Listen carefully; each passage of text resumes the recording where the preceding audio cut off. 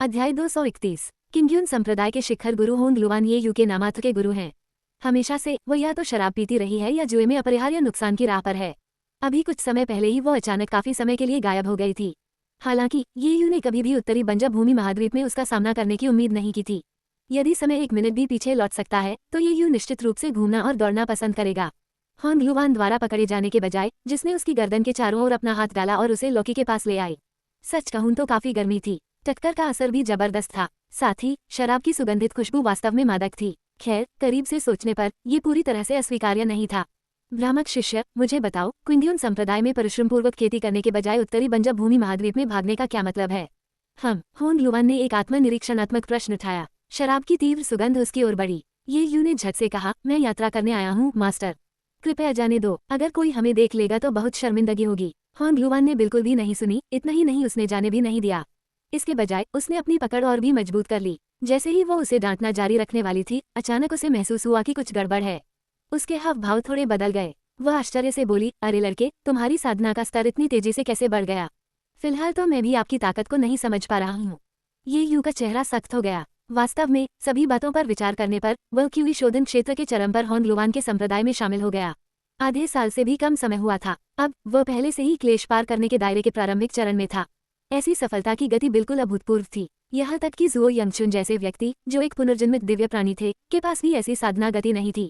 एक पल के लिए ये यू को समझ नहीं आया कि इसे कैसे समझाया जाए। वह मन ही मन कोई उचित बहाना ही सोचता रह गया। झिमुलिंग ने उसे सांस रोकने की जो तकनीक सिखाई, होंग लुवान निश्चित रूप से जानता होगा। शायद ये बात सबसे पहले उन्हीं ने सिखाई थी। जब तक प्रतिद्वंद्वी आपसे कम 2 प्रमुख क्षेत्रों में ऊंचा न हो, वे आपकी खेती को नहीं देख पाएंगे। उस स्थिति में यदि होंग लुवान एक आरोही क्षेत्र के कृषक थे तो ये यू को कम से कम दाव एकीकरण क्षेत्र में होना चाहिए। खैर, आधे साल में क्यूई शोधन से दाव एकीकरण तक पहुंचना भी समझाना मुश्किल था। जैसे कि ये यू विवादित महसूस कर रहा था, होंग लुवान ने अचानक अपना हाथ छोड़ दिया। ये यू ने अपनी आज़ादी वापस पा ली। उसे तुरंत महसूस हुआ कि गर्मी अब नहीं रही। सच कहूं तो वह वास्तव में इससे थोड़ा चूक गया। होंग लुवान ने अपनी कमर से शराब का फ्लास्क उठाया और कई बड़े घूंट पिए। फिर उसने कहा, भूल जाओ, तुम कुछ नहीं कहना चाहते और मैं इससे अधिक कुछ नहीं पूछूंगी। सबके अपने अपने रहस्य हैं। फिर भी इसे याद रखें, जब तक आप क्विंडियन संप्रदाय को नुकसान पहुंचाने के लिए कुछ नहीं करते, बाकी सब ठीक है। ये सुनकर ये यू राहत की सांस लेने से खुद को नहीं रोक सका। ऐसा गुरु वास्तव में लोगों को अच्छी तरह समझता था। निश्चिंत रहें मास्टर, मैं क्विंडियन संप्रदाय को कभी नुकसान नहीं पहुंचाऊंगा। यदि और कुछ नहीं है तो मैं कुछ समय तक यात्रा जारी रखने की योजना बना रहा हूँ। अलविदा। झुकने के बाद ये यू ने जाने का इरादा किया। होंग लुवान का सामना करना वास्तव में एक अप्रत्याशित आश्चर्य था, लेकिन ये उसकी योजनाओं में हस्तक्षेप नहीं कर सका। उन्हें अभी भी पश्चिमी सीमांत महाद्वीप का दौरा करने की आवश्यकता थी। लेकिन किसने सोचा होगा, होंग लुवान ने सीधे ये यू की कलाई पकड़ ली। चलो अभी के लिए यात्रा को एक तरफ रख दें। मेरे साथ किंगयुन संप्रदाय में वापस आएं। मध्य महाद्वीप में कुछ महत्वपूर्ण घटित होने वाला है और आपको अपना योगदान देने के लिए वापस लौटना चाहिए। ये यू तुरंत सवालों से भर गया। उसने धीरे से पूछा, मास्टर, आप किस महत्वपूर्ण घटना का जिक्र कर रहे हैं? वहाँ एक सीलबंद दानव भगवान उभरने वाला है और किसी को इसे फिर से सील करने की जरूरत है, नहीं तो बहुत परेशानी होगी। होंग लुवान ने शायद ही कभी गंभीर अभिव्यक्ति दिखाई। उसने आगे कहा, यह आपके स्वामी का पहला आदेश है। मुझे आशा है कि आप मना नहीं करेंगे। ऐसा कहने के साथ ये यू के पास स्वाभाविक रूप से मना करने का कोई कारण नहीं था। उन्होंने पहले किंगयुन संप्रदाय में लौटने की योजना बनाई और इस कार्य को पूरा करने के बाद वह बाद में पश्चिमी सीमांत महाद्वीप में जा सकते थे। मैं स्वामी के आदेश का पालन करूंगा। ये सुनकर होंग लुवान के चेहरे पर मुस्कान आ गई। वो फिर ये यू के करीब झुकी और धीरे से बोली, वास्तव में इसके अलावा मुझे आपसे एक और बात पूछनी है और मुझे आशा है कि आप उतनी ही आसानी से सहमत हो सकते हैं। होंग लुवान के बेदाग चेहरे को देखते हुए कुछ ही इंच की दूरी पर ये यू अपनी पलकें झपकाए बिना नहीं रह सका। मास्टर, कृपया बेझिझक कहें। अच्छा, बिल्कुल सीधा। इस बार जब मैं बाहर गया तो मेरे पास मौजूद सभी स्पिरिट स्टोन खो गए। मैं आपसे कुछ स्पिरिट स्टोन उधार लेना चाहता हूँ और जब अवसर आएगा मैं आपको ब्याज सहित चुका दूंगा। 300 या 500 तो ठीक है, 30 या 50 भी बहुत कम नहीं है। होंग लुवान ने ये यू के सामने अपनी नाजुक जैर उंगली फैला दी। उसके मुंह के कोने हल्के से हिल गए। आशा के अनुसार उनके इस गुरु के पास शायद ही कभी कोई गंभीर क्षण आया हो और आप प्रतिशोध लेना चाहते हैं। उसे थोड़ा आराम दें। ये यू ने कुछ नहीं कहा, केवल हल्की व्यंग्यात्मक मुस्कान के साथ जवाब दिया। फिर वह अपने पैरों को मोड़कर लौकी पर बैठ गया और आराम करने के लिए अपनी आंखें बंद कर लीं। ये देखकर होंग लुवान ने तुरंत कहा, अरे तुम कुछ क्यों नहीं कह रहे हो? मेरा विश्वास करो, इस बार मैं निश्चित रूप से बदला ले सकता हूँ। भूल जाओ। कम से कम अगली बार मैं तुम्हें अपने साथ ले जाऊंगा। आप मुझे लड़ने में मदद कर सकते हैं। वह काम करना चाहिए, है ना? क्या मुझे कम से कम आपसे कोई प्रतिक्रिया मिल सकती है? इस दौरान दक्षिणी बर्बर महाद्वीप में फॉक्स पर्वत की तलहटी में गांजी जुई ने यिन फेजिंग को सफलतापूर्वक पाया। वह सीधे मुद्दे पर आए और पूछा, ये यू कहाँ है? यिन फेजिंग ने अस्थायी रूप से कहा, आप जहर महिला गेंजी जुई, ये यू के दाव साथी हैं। ये सुनकर गेंजी जुई की आंखें थोड़ी लाल हो गईं, एक मुस्कान आंसुओं के साथ मिश्रित हो गई। ये तथ्य कि वह ये यू की दाव पार्टनर थी, केवल यिन फेजिंग को सपने में पता था। अब जब वह जाग गई थी, यिन फेजिंग अभी भी इस रिश्ते का उल्लेख कर सकती थी। ये पर्याप्त सबूत था कि ये महज एक सपना नहीं, बल्कि एक वास्तविक अस्तित्व था। वास्तव में न केवल गेंजी जुई अभी अभी सपने से जागे थे, यिन फेजिंग ने भी ऐसा ही किया था। ये यू नाइन टेल्ड हेवनली फॉक्स थी। हजारों वर्षों में उसने दक्षिणी बारबेरियन महाद्वीप में पहला आरोही क्षेत्र का महान दानव देखा था, और उस दिन चिंता पर्वत पर खो जाने का एहसास, उसे ये सब अच्छी तरह याद था। लेकिन जब उसने अपनी आंखें खोली और फिर से अपने चारों ओर सब कुछ देखा, और अभी भी दाओ एकीकरण क्षेत्र के प्रारंभिक चरण में है, यिन फेजिंग को लगा कि सब कुछ बेहद अवास्तविक था। स्पष्टतः उसने सैकड़ों वर्षों तक अभ्यास किया था और एक बड़े क्षेत्र को पार किया था। अब वो दाओ एकीकरण क्षेत्र के शुरुआती चरण में कैसे लौट सकती है? इससे यिन फेजिंग पूरी तरह से भ्रमित हो गई। जैसे ही वह संदेह से भर गई, यिन फेजिंग ने संपर्क किया। दक्षिणी बर्बर महाद्वीप में कुख्यात जहर महिला को देखकर उसे भ्रम की लहर महसूस हुई। उसकी धारणा में, हालांकि वह किंग्यू फॉक्स कबीले से थी, ऐसा नहीं होना चाहिए कि जहर महिला गेंजी जुई के पास व्यक्तिगत रूप से उनसे मिलने की ताकत थी। दरअसल दोनों में से किसी ने भी एक दूसरे को नहीं पहचाना। एकमात्र कनेक्शन ये यू था। तो उसने अस्थायी रूप से वो प्रश्न पूछा। गेंजी जुई की अभिव्यक्ति ने पहले ही संकेत दिया था कि वह ये यू को जानती थी। तो इसका मतलब था, पहले जो हुआ वो महज एक सपना नहीं था। लेकिन गेंजी जुई आंसुओं के साथ क्यों मुस्कुरा रहा था? यिन फेजिंग ने पूछा, क्या हुआ? वास्तव में क्या हुआ? तब दोनों महिलाओं के बीच बातचीत के बाद उन्हें एहसास हुआ, उनकी यादें बिल्कुल एक जैसी थीं। ये यू वास्तव में नाइन टेल्ड हेवनली फॉक्स था और गेंजी जुई का दाव पार्टनर भी था। फिर भी यह सब गेंजी जुई के पुनर्जन्म के बाद हुआ। स्वप्न से अचानक जागना, मानो समय पीछे की ओर बह गया हो। पब फ्यूचर द्वारा विज्ञापन, कोई ठोस स्पष्टीकरण देने का कोई तरीका नहीं था। अंत में ये गन डोडो का एक वाक्य था। इससे गेंजी जुई को अब इस पर ध्यान नहीं देना पड़ा। शायद ये स्वर्गीय दया दिखा रहा है, जिसने हमें फिर से शुरुआत करने का मौका दिया है। बहन, इस जीवन में चाहे कुछ भी हो, हमें अपने पति की सुरक्षा सुनिश्चित करनी चाहिए। गेंजी जुई पूरी तरह सहमत हुए, तुरंत पूछते हुए, मुझे इसकी परवाह नहीं है कि जो पहले हुआ वह सपना था या कुछ और। मैं सिर्फ ये जानना चाहता हूँ कि ये युवक कहाँ है। क्या आपके पास कोई सुराग है? वो किंग्यून संप्रदाय का शिष्य है। शायद वह वर्तमान में मध्य महाद्वीप पर किंग्यून संप्रदाय में है। जैसे ही यिन फेजिंग ने बोलना समाप्त किया, गेंजी जुई एक पल में गायब हो गए, किंग्यून संप्रदाय के रास्ते पर निकल पड़े। अगले दिन ये यू और होंगलुवान उत्तरी बंजा भूमि महाद्वीप से क्विंगयुन संप्रदाय में लौट आए। संप्रदाय में प्रवेश करने पर होंगलुवान सीधे मुख्य हॉल में गई और दावा किया कि वह संप्रदाय के नेता लुओजी के साथ मामलों पर चर्चा करना चाहती थी। शराब के नशे में उसके झूलते हुए शरीर को देखकर ये यू आहें भरने के अलावा कुछ नहीं कर सका। वो इस तरह एक राक्षस को सील करने की योजना कैसे बना सकती है? क्या वह नहीं थी जिसे अंततः सील कर दिया जाएगा? क्या मजाक? ये यू ने थोड़ा सिर हिलाया और वुजी पीक के आसपास थोड़ा घूमने का फैसला किया। बेहतर होगा कि बूढ़े व्यक्ति लुओजी को किसी बात पर परेशान करने से बचें। उसी समय कानून प्रवर्तन हॉल के प्रमुख ली न्यानान ने संपर्क किया। ये यू उससे अपरिचित नहीं था। आखिरकार वे हाल ही में राक्षसों को वश में करने में सहयोगी रहे थे। स्वाभाविक रूप से उसे उसका अभिवादन करना आवश्यक था। हालांकि इससे पहले कि ये यू अभिवादन में झुक पाता, ली न्यानान की अभिव्यक्ति अचानक बदल गई। उसने तुरंत पूछा, तुम वापस क्यों आए? इस सवाल ने ये यू को कुछ हद तक हैरान कर दिया। ओह, क्या मुझे वापस नहीं आना चाहिए? इसके बाद ली न्यान ने वुजी पीक की 4 महिलाओं से जुड़ी स्थिति के बारे में बताया। चेन क्लिफ में लड़ाई के दौरान ये यू सिवा के साथ चला गया था। कुछ देर बाहर इंतजार करने के बाद ली न्यानान ने ये यू को वापस आते नहीं देखा। उनके पास अपने लोगों को संप्रदाय में वापस ले जाने के अलावा कोई विकल्प नहीं था। अप्रत्याशित रूप से उन्हें रामू, ली रोवांग, तोबा कियो और जी मुलिंग द्वारा स्थापित नाकाबंदी का सामना करना पड़ा। कोई विकल्प न होने पर ली न्यानान को ये खुलासा करना पड़ा कि ये यू ने यू सिवा के साथ छोड़ दिया था। दकियान महारानी ली रोवांग तुरंत क्विंग्युन संप्रदाय से चली गईं और गुयुआन संप्रदाय के लिए एक भव्य अभियान पर लगभग 1000 कृषकों का नेतृत्व किया। कुछ लोगों ने अनुमान लगाया कि ली रोवांग के सख्त रवैये के साथ वह गुयुआन संप्रदाय को समतल कर सकती है और दाकियान राजवंश के लिए ये यू को पुनः प्राप्त कर सकती है। इस वजह से कुछ लोगों ने सट्टेबाजी की संभावनाएं भी स्थापित की। उन्होंने शर्त लगाई कि ये यू को निश्चित रूप से ली रोवांग ले जाएगा। बेशक दूसरों का मानना था कि यू सिवा के पास ली रोवांग को पीछे हटाने की ताकत थी। इस मामले पर काफी बहस छिड़ गई। सबकी अपनी अपनी राय थी। वास्तव में एक लंबी चर्चा भी हुई थी जो 10 दिनों तक चली। जहां तक नतीजे का सवाल है, उच्च परिवर्तनशीलता को देखते हुए किसी ने भी कुछ कहने की हिम्मत नहीं की। जिस दिन ली रोवांग ने क्विंगयुन संप्रदाय छोड़ा, संथियू रामू ने भी गुयुआन संप्रदाय में जाने पर विचार किया। हालांकि जब उसने उस रात कार्रवाई करने का प्रयास किया तो उसे संप्रदाय नेता लुओजी ने रोक दिया। ऐसा लग रहा था कि दोनों के बीच झगड़ा हुआ था, लेकिन किसी को विशेष जानकारी नहीं थी। अगले दिन the stories I must tell the sentence का तीसरा एपिसोड किंग्युन संप्रदाय के भीतर प्रसारित होना शुरू हुआ। बहादुरी से प्यार का पीछा करते हुए क्रूर संप्रदाय के नेता का स्नेह तोड़ने का रास्ता, इस रिश्ते में असली गद्दार कौन है? 4 महिलाएं एक पति के लिए प्रतिस्पर्धा कर रही हैं, कौन टिकेगा? अद्यतन गति आश्चर्यजनक थी और सामग्री रोमांचकारी और मनोरम थी। ये वृतांत सुनकर ये यू की अभिव्यक्ति अविश्वास की थी। आखिर क्या चल रहा था? वह महिला ली रोवांग क्विंगयुन संप्रदाय में कैसे आ सकती थी? वह यहाँ किस लिए आई थी? इसके अलावा तोबा क्यू और जी मुलिंग दोनों के साथ उनका स्पष्ट रूप से पूरी तरह से शुद्ध सीनियर जूनियर रिश्ता था। वे लेखक इस तरह कहानी को कैसे तोड़ मरोड़ सकते हैं? धत तेरी की। एक दिन ऊपर चढ़ने के बाद वह निश्चित रूप से उन सभी से निपटना सुनिश्चित करेगा जिन्होंने कहानी को गलत लिखा है। ली न्यानान को अपने शिष्य वे आशु के बारे में सोचकर काफी परेशानी महसूस हुई। काफी देर तक सोचने के बाद उन्होंने धीरे से कहा, ये शिष्य भतीजे, कुछ मामले हैं जिनका फैसला जल्दी करना चाहिए। आपको वे आशु की स्थिति पर भी विचार करना चाहिए। ये कहने के बाद ली न्यानान मुड़े और मुख्य हॉल में प्रवेश कर गए। ये यू की अभिव्यक्ति और भी भ्रमित हो गई। इसमें वे आशु फिर से कैसे शामिल हुआ? खुदा के लिए, उनकी अपनी पत्नी के पास काफी कुछ था, लेकिन वे आशु को गिनती नहीं करनी चाहिए, है ना? ये यू ने ली न्यानान की पीठ की ओर देखा, अपना मुंह खोला लेकिन बोलने में झिझक रहा था। रहने भी दो, समझाना नहीं बेहतर था। आखिरकार स्पष्टीकरण कितना भी भव्य क्यों न हो, ये संभवतः किसी को भी आश्वस्त नहीं करेगा। शायद बाद में स्पष्टीकरण देने का अवसर ढूंढना सबसे अच्छा होगा। इंतजार, ऐसा लग रहा था कि कुछ महत्वपूर्ण चीज को नजरअंदाज कर दिया गया है।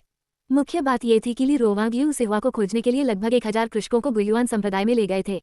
इसकी अनुमति नहीं दी जा सकती। ली रोवांग बेहद जुनूनी एक ऐसी महिला थी जो किसी किताब के पात्रों को मार सकती थी। अगर उसका सचमुच यू सिहुआ के प्रति जानलेवा इरादा था, वे 1000 कृषक केवल अग्रणी थे। इसकी अत्यधिक संभावना है कि वो गुयुआन संप्रदाय को तोड़ने के लिए पूरे दाकियान राजवंश की पूरी शक्ति लगा देगी। इस बारे में सोचते हुए ये यू को अपनी रीढ़ में ठंडक महसूस हुई। ये दोनों महिलाएं उनकी सपनों की पत्नियां थीं। जो भी मुसीबत में पड़ता उसे दुख होता, लेकिन अब दिन गिनते हुए ये सब शुरू हुए कितना समय हो गया था। क्या करें, क्या करें? उन्होंने उम्मीद जताई कि अभी तक कोई विजेता तय नहीं हुआ है। आशा की एक किरण पकड़े हुए ये यू ने तुरंत स्पिरिट पोत को बुलाया। वह अंदर आखिरी कमरे में दाखिल हुआ। यहाँ एक बड़ा संचार पत्थर था। जब ये लियांगयान ने उसे स्पिरिट पोत दिया था तो उसने अपने दिल से कहा था कि यह संचार पत्थर ली रोवांग द्वारा तैयार की गई एक विशेष वस्तु थी। चाहे वह कहीं भी हो, वह आसानी से ली रोवांग से संपर्क कर सकता था। बिल्कुल, ये संचार पत्थर केवल ली रोवांग से संपर्क कर सकता था, किसी और से संपर्क नहीं हो सका। ये व्यवहार काफी हद तक ली रोवांग के चरित्र के अनुरूप था, क्योंकि उसमें अत्यधिक स्वामित्व की भावना थी। कमरे में ये यू ने अपना एक हाथ संचार पत्थर पर रखा और उसमें आध्यात्मिक ऊर्जा भर दी। कुछ सांसों के बाद पत्थर से एक फीकी चमक निकली। तभी ली रोवांग की स्पष्ट थोड़ी प्रसन्न आवाज आई, आखिरकार आपने मेरी तलाश करने का फैसला किया। ये यू ने राहत की आधी सांस ली। आधा ही क्यों? अब जबकि ली रोवांग अभी भी बोल सकती है, इसका मतलब है कि वो अस्थायी रूप से सुरक्षित है। जहाँ तक यून सिहुआ का सवाल है, वह अभी भी अज्ञात था। लेकिन अगर उसने सीधे पूछा तो उसे डर था कि यह इस महिला के विद्रोही मनोविज्ञान को भड़का देगा। तो ये यू ने अस्थायी रूप से पूछा, तुम कहाँ हो? मैं अभी गुयुआन संप्रदाय के मुख्य हॉल में हूँ। क्या आप मुझे ढूंढने आ रहे हैं? ली रोवांग की आवाज में चिढ़ाने का संकेत था। ये यू का दिल तेजी से धड़कने लगा। गुयुआन संप्रदाय का मुख्य हॉल, इसका मतलब था कि उसने पहले ही गुयुआन संप्रदाय पर कब्जा कर लिया था। फिर ये यू ने झट से पूछा, आपने यू सिहुआ के साथ क्या किया? ली रोवांग की आवाज थोड़ी ठंडी हो गई। क्या आप केवल अन्य महिलाओं की चिंता करने के लिए मुझसे संपर्क कर रहे हैं? क्या आपको लगता है कि यह उचित है? ये यू के पास क्षण भर के लिए शब्द नहीं थे। तभी संचार पत्थर से एक धीमी आवाज आई, चिंता मत करो पति, यून सिहुआ ठीक है, वह यहीं हमारे साथ है। हम तीनों बहनों के बीच बहुत अच्छे रिश्ते हैं। ये यू मदद नहीं कर सका लेकिन अपनी आंखें चौड़ी कर लीं। ये बू लिंगफेई की आवाज थी। ली रोवांग और यून सिहुआ के साथ उसका अंत कैसे हुआ? क्या ऐसा हो सकता है? जैसा कि पहले उल्लेख किया गया है, वे ये यू के अन्य दाव साझेदारों को पूरी तरह से स्वीकार कर सकते हैं। अगर ऐसा होता, क्या वह ठीक उसी जगह आकाश में उड़ान नहीं भरेगा जहां वह खड़ा था? फिर यू सिहुआ की आवाज गूंजी, पति आप बोल क्यों नहीं रहे? यून सिहुआ को बोलते हुए सुनकर ये यू का दिल पूरी तरह से शांत हो गया। पब फ्यूचर द्वारा विज्ञापन, ऐसा लग रहा था कि वे तीनों सुरक्षित हैं। वाह, क्या जबरदस्त आशीर्वाद है। ये यू ने तुरंत उत्तर दिया, ये कुछ भी नहीं है। मैं बस अन्य मामलों के बारे में सोच रहा था। आप सोच रहे थे कि क्या मुझे यून सिहुआ से छुटकारा मिलेगा, है ना? ली रोवांग ने सिर पर कील ठोक दी। ये यू को ऐसा लगा मानो यह महिला उसके ठीक सामने थी। उसकी भेदी निगाहें असाधारण रूप से ठंडी थीं। इस अटपटे विषय में और उलझने से बचने के लिए ये यू ने तुरंत विषय बदल दिया। उन्होंने कहा, चलो मजाक मत करो, तुम तीनों बहुत अच्छे हो और मुझे अभी भी कुछ मामले निपटाने हैं, इसलिए मैं फोन रख देता हूँ। ये कहने के बाद ये यू ने निर्णायक रूप से संचार पत्थर से अपना हाथ हटा लिया। कॉल समाप्त हो रही है। अध्याय 233। गुयुआन संप्रदाय के भीतर जैसे ही ली रोवांग के हाथ में मौजूद संचार पत्थर की रोशनी फीकी पड़ गई, यून सिहुआ और बू लिंगफेई एक कदम पीछे हट गए। अभी अभी ये यू से जुड़ने के लिए वे सहज रूप से आगे बढ़े थे। तीनों महिलाएं आपस में लिपट गईं। अब जब बातचीत खत्म हो गई तो स्वाभाविक रूप से अलग होने और एक निश्चित दूरी बनाए रखने का समय आ गया था। जहां तक तीनों बहनों के बीच अच्छे संबंध होने के दावे का सवाल है, वो एक मजाक के अलावा और कुछ नहीं था। यू सिहुआ और बू लिंगफेई ने सपने में जमकर लड़ाई की थी। अब भी ये यू के प्रति अपनी शत्रुता को दूर करना उनके लिए एक महत्वपूर्ण प्रयास था। लेकिन उनके रिश्ते को बहन जैसा बताना बिल्कुल अनुचित था, और ली रोवांग के लिए इसकी संभावना और भी कम थी। दकियान राजवंश की महारानी अपनी निर्ममता के लिए कुख्यात थी। वह आसानी से किसी की बहन कैसे बन सकती है। प्रारंभ में जब ली रोवांग और यू सिहुआ लड़ाई के कगार पर थे, बू लिनफेई ने समय पर हस्तक्षेप किया था। उसने घोषणा की थी कि चाहे किसी को भी चोट लगे, ये यू बेहद क्रोधित होगी।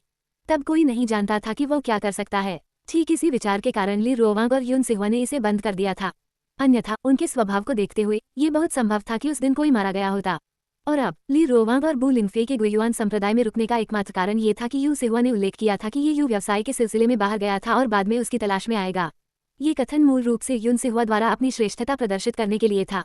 देखना, मेरा पति मुझे ढूंढने वापस आएगा। क्या उसने कभी तुम दोनों से कुछ कहा? सचमुच श्रेष्ठता की भावना थी, लेकिन ये काफी अल्पकालिक था। ली रोवांग और बू लिनफेई ने आश्चर्य के एक संक्षिप्त क्षण के बाद तुरंत गुयुआन संप्रदाय में रहने और ये यू के एक साथ लौटने का इंतजार करने का फैसला किया। इसके अलावा उन दोनों को डर था कि यून सिहुआ गुप्त रूप से ये यू से मिलेगा। तो उस दिन से तीनों महिलाएं अविभाज्य थीं। उन्हें एक दूसरे से चिपका हुआ भी कहा जा सकता है। दिन में 12 घंटे के लिए वे कभी अलग नहीं हुए। ये ठीक इसी वजह से था। जब ये यू ने संचार पत्थर का उपयोग करके ली रोवांग से संपर्क किया तो यू सिहुआ और बू लिनफेई स्वाभाविक रूप से मौजूद थे। ली रोवांग ने धीरे धीरे संचार पत्थर को दूर कर दिया। वह गंभीरता से सोचने लगी। ये यू का उससे संपर्क करने का मतलब बहुत स्पष्ट था। वह यू सिहुआ की स्थिति के बारे में पूछताछ कर रहा था। अगर ऐसा मामला था तो इसका मतलब था कि उसे यू सिहुआ के साथ उसके संबंध के बारे में पहले से जानकारी थी। तथ्य यह है कि वह जानता था कि वो गुयुआन संप्रदाय में आई थी। ये केवल क्विंगयुन संप्रदाय और दकियान राजवंश के कुछ अधिकारियों को ही पता था। ये यू निश्चित रूप से उन अधिकारियों से नहीं पूछेगा। एकमात्र स्पष्टीकरण ये था कि ये यू संभवतः किंगयुन संप्रदाय में लौट आया था। संप्रदाय के भीतर से शिष्यों की बातें सुनने के बाद उसे डर था कि उसके और यू सिहुआ के बीच मारपीट हो जाएगी। इसलिए उसने जल्दबाजी में कम्युनिकेशन स्टोन के जरिए उससे संपर्क किया। दिलचस्प, तो आप किंगयुन संप्रदाय में लौट आए हैं और फिर भी आप यून सिहुआ को खोजने नहीं आए। ये सोचते हुए ली रोवांग के चेहरे पर एक अजीब सी मुस्कान आ गई। उसने यू सिहुआ की ओर देखा और ठंडे स्वर में उपहास करते हुए कहा, ऐसा लगता है कि आपका पति आपको इतना पसंद नहीं करता है। उन्होंने कहा कि वह तुम्हें ढूंढने वापस आएंगे, लेकिन अभी स्थिति को देखो। ऐसा लगता है कि वो किंगयुन संप्रदाय में लौट आया है। ये सुनकर यू सिहुआ का सुंदर चेहरा गुस्से से लाल हो गया, लेकिन वो खुद को आश्वस्त करती रही, गुस्सा मत करो, गुस्सा मत करो। ये यू किंगयुन संप्रदाय में किसी महत्वपूर्ण काम में व्यस्त होगा, इसलिए वह मुझे ढूंढने नहीं आया। मैं इस महिला ली रोवांग को मेरी मानसिकता को बिगाड़ने की इजाजत बिल्कुल नहीं दे सकता। एक आदमी को अपने प्यार में पागल करने के 100 तरीके। 82वां नियम। जब बात मेरे पति की आती है तो मैं बहस नहीं कर सकती, बस उससे प्यार करती हूँ, उसे समझती हूँ। उसके प्रति सहनशील बनो। अपनी मानसिकता के आत्म समायोजन के बाद यू सिहुआ ने कुछ ही सांसों में खुद को शांत कर लिया। मुस्कुराते हुए उसने कहा, मेरे पति मुझे पसंद करते हैं या नहीं, यह कोई ऐसी चीज नहीं है जिसे आप तय कर सकते हैं। बस तुम दोनों झगड़ा करना बंद करो। चूंकि हमने अनुमान लगाया है कि पति किंगयुन संप्रदाय में है, आइए जल्दी करें और उसे खोजें। मैंने उसे काफी समय से नहीं देखा है, मुझे उसकी बहुत याद आती है। बू लिनफेई जाने के लिए उत्सुक दिखाई दी। बू परिवार से अलग होने के बाद से उसने वास्तव में काफी समय तक ये यू को नहीं देखा था। यदि उसकी लालसा की भावना नहीं होती तो उसने गुयुआन संप्रदाय में इतना लंबा समय नहीं बिताया होता। हालांकि जैसे ही वह पहले जाने वाली थी, ली रोवांग ने फिर से कहा, पति को ढूंढना ठीक है, लेकिन मैंने उसका पता लगा लिया है। मेरी ताकत और पृष्ठभूमि सबसे मजबूत है। मैं पति का सबसे बड़ा सहारा हूँ। भविष्य में मैं मुख्य पत्नी बनूंगी और तुम दोनों रखैली बनोगी, समझे? एक साम्राज्य वास्तव में एक साम्राज्य थी। उसने बातचीत करने की जहमत नहीं उठाई। वह अधिकारपूर्ण स्वर में बोली। इससे यू सिहुआ काफी दुखी हो गई। आपको मुख्य पत्नी क्यों बनना चाहिए? क्या आप सचमुच सोचते हैं कि आप सबसे मजबूत हैं? ली रोवांग ने उपहास करते हुए कहा, अगर मैं ये यू के क्रोधित होने से नहीं डरता तो तुम पहले ही ढह गई होती। मुख्य पत्नी का पद लेने का सपना देखने के लिए इस पद्धति का उपयोग करने का प्रयास न करें। वह पद केवल मेरे लिए है, यह उस तरह से अधिक उपयुक्त है। यू सिहुआ ने एक कदम आगे बढ़ाया। अचानक आसपास की आध्यात्मिक ऊर्जा तेजी से बढ़ गई। कम बातें करें, चलो एक जीवंत लड़ाई करें। विजेता मुख्य पत्नी बन जाती है। पसंद करूंगा। ली रोवांग भी उतने ही अडिग थे। बू लिनफेई को ये देखकर काफी गुस्सा आया कि वे फिर से लड़ने वाले हैं। उसने तुरंत कहा, लड़ो लड़ो, अब तुम दोनों लड़ो। मैं अपने पति को ढूंढने जाऊंगी और जब समय आएगा हम एक साथ हो सकते हैं। आप जैसा चाहें वैसा कर सकते हैं। ये कहने के बाद बू लिनफेई प्रकाश की एक लकीर में बदल गई और क्विंगयुन संप्रदाय की ओर बढ़ गई। ली रोवांग और यून सिहुआ दोनों ने एक साथ अपनी भौहें सिकोड़ ली।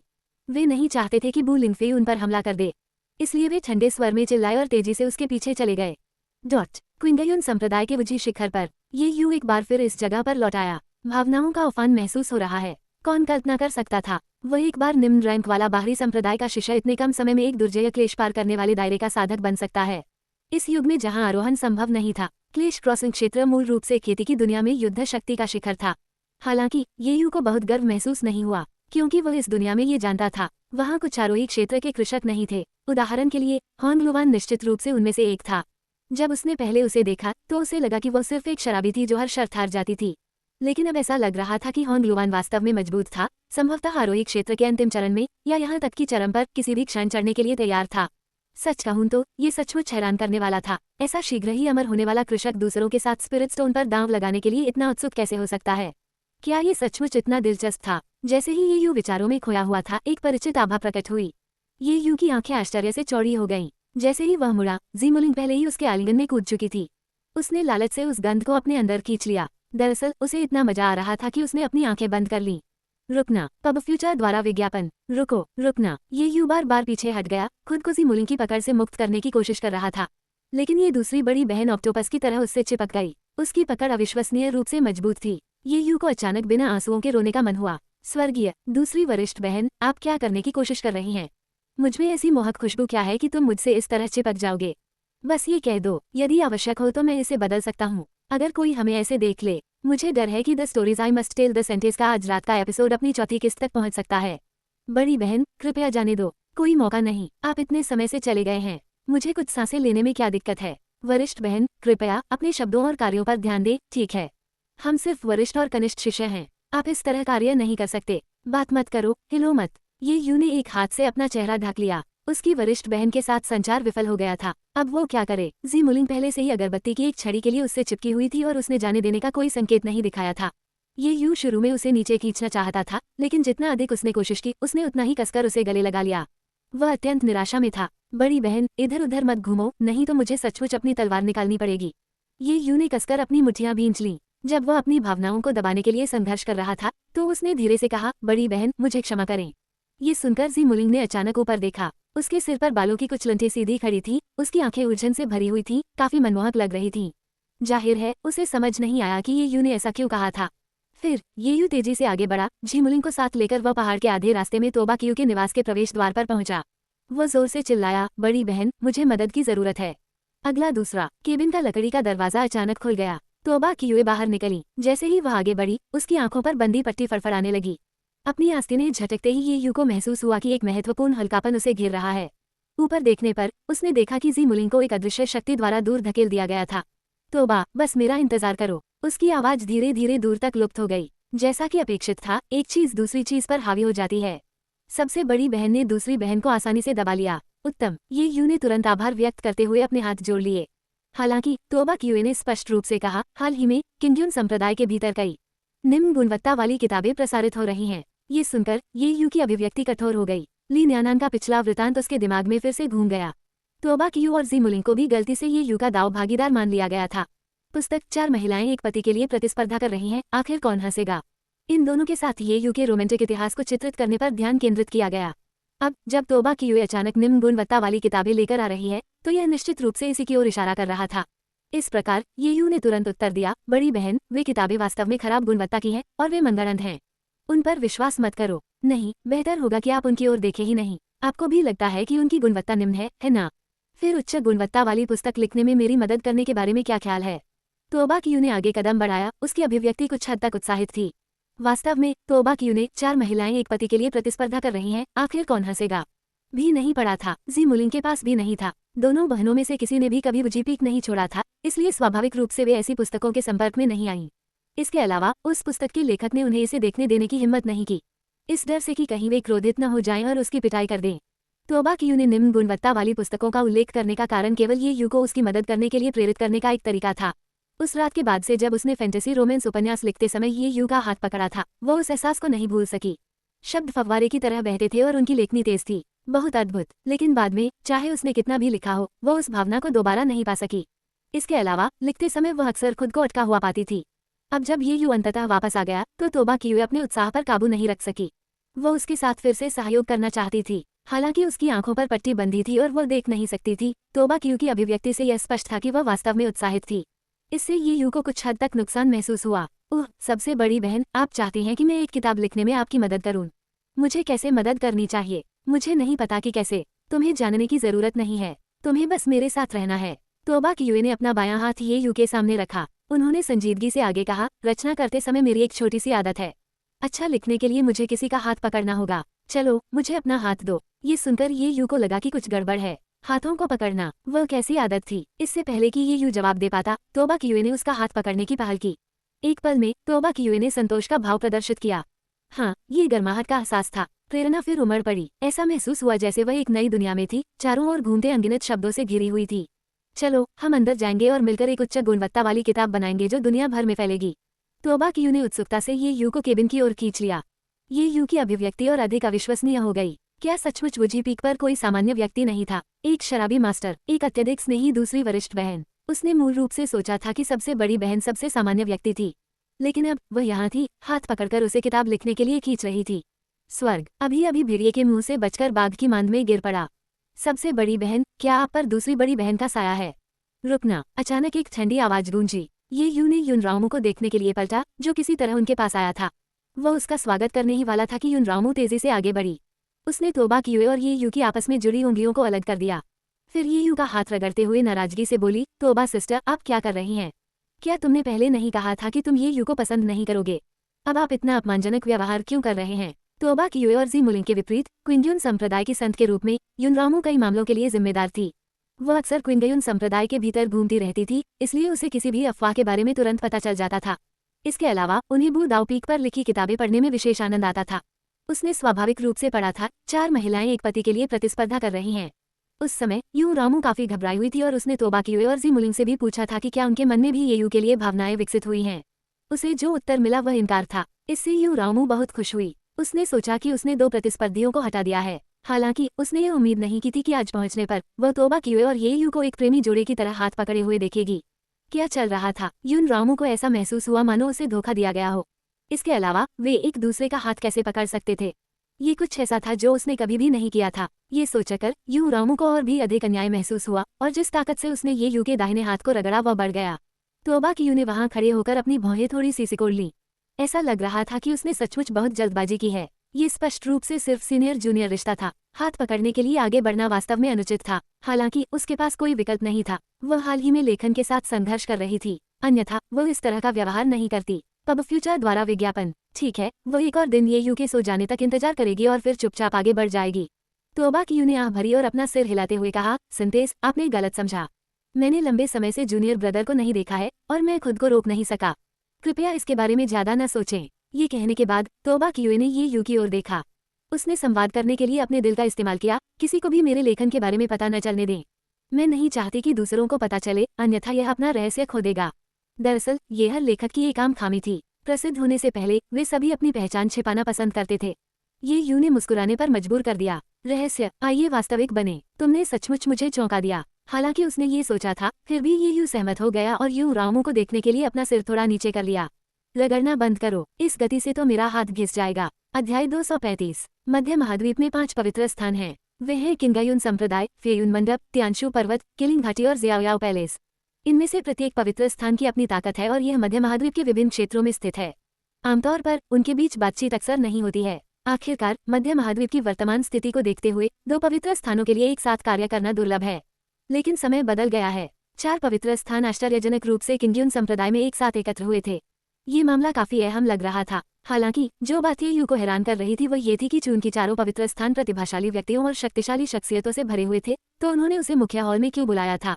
ये यू ने अपने आसपास का निरीक्षण किया। मुख्य हॉल के अंदर लोगों की संख्या ज्यादा नहीं थी। उसके सामने चारों पवित्र स्थानों के नेता खड़े थे। किंगयुन संप्रदाय की ओर से केवल 5 व्यक्ति उपस्थित थे। संप्रदाय के नेता लुओजी, मास्टर होंगलुवान, एल्डरली न्यानान, सेंटेस युनरामू और स्वयं।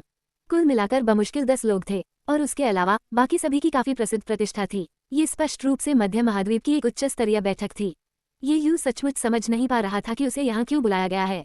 उसने अपनी भौहें हल्की सी सिकोड़ लीं। तभी उसे अपनी हथेली में गर्माहट महसूस हुई। इसके तुरंत बाद उसने अपने दिमाग में युनरामू की आवाज सुनी। क्या मैंने तुम्हें कल चोट पहुंचाई? मुझे खेद है, मैं बस थोड़ा चिंतित था। भविष्य में अपनी मास्टर बहन से दूर रहें। उसकी हरकतें कुछ ज्यादा ही थीं। वहाँ एक आदमी के रूप में आपको अपनी रक्षा करनी चाहिए। इससे ये यू को खुशी भी हुई और असहाय भी महसूस हुआ। युनरामू, ओ युनरामू, क्या आपको एक अधिकारी के तौर पर आम लोगों को दिया जलाने से रोकते हुए आग लगाने की इजाजत है? ये कुछ ज्यादा है। आप तोबा कियुए को हाथ पकड़ने की अनुमति नहीं देंगे, लेकिन आप इस तरह से कार्य करना जारी रख सकते हैं। ये यू ने धीरे से अपना हाथ हटा लिया। वह बस थोड़ा सा हिल गया। वह नहीं चाहता था कि लुओजी, वह बूढ़ा आदमी, उस पर ध्यान दे। हालांकि यू रामू की बात बेबुनियाद नहीं थी। मास्टर सिस्टर तोबा कियुए को ऐसा व्यवहार क्यों करना पड़ा? भले ही वह मासूम और भोली थी, पुरुषों और महिलाओं के बीच मतभेदों के प्रति उदासीन थी, उसे केवल हाथ पकड़ने की जरूरत थी। पूरी 10 उंगलियां आपस में क्यों जुड़ी? टीएसके टीएसके टीएसके। सच कहूं तो जब कल उनकी उंगलियां आपस में जुड़ गईं, तो ये यू को तुरंत उस मधुर एहसास की याद आ गई जो उसने ब्लू स्टार पर अपने हाई स्कूल रोमांस के दौरान अनुभव किया था। हालांकि ऐसा लगता था कि उसने तोबा कियू की पूरी शक्ल कभी नहीं देखी थी। वह हमेशा आंखों पर पट्टी बांधे रहती थी। क्या ऐसा इसलिए था क्योंकि उसकी आंखें घायल हो गई थीं, या वह स्वाभाविक रूप से अंधी थी? जैसे ही ये यू ने इस पर विचार किया, संप्रदाय के नेता लुओजी धीरे धीरे उठे। वह मुख्य हॉल के मध्य तक चला गया। उसके हाथ की साहझिला के साथ मध्य महाद्वीप का एक त्रिआयामी प्रेत मानचित्र सभी के सामने आ गया।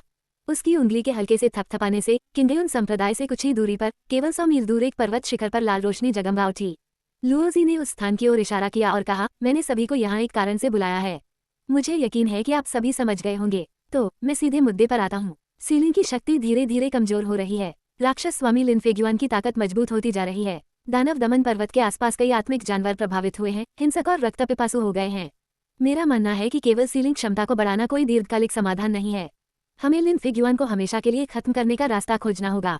ये सुनकर ये यू ने भौहें चढ़ा ली। उसने राक्षस स्वामी लिन फेग्युआन के बारे में पहले कभी नहीं सुना था। हॉन ग्लूवान ने भी उसके बारे में विस्तार से नहीं बताया था। इससे ये यू काफी उत्सुक हो गया। इस प्रकार उन्होंने यू रामू के साथ दिल से दिल के संचार के माध्यम से इसके बारे में पूछताछ की।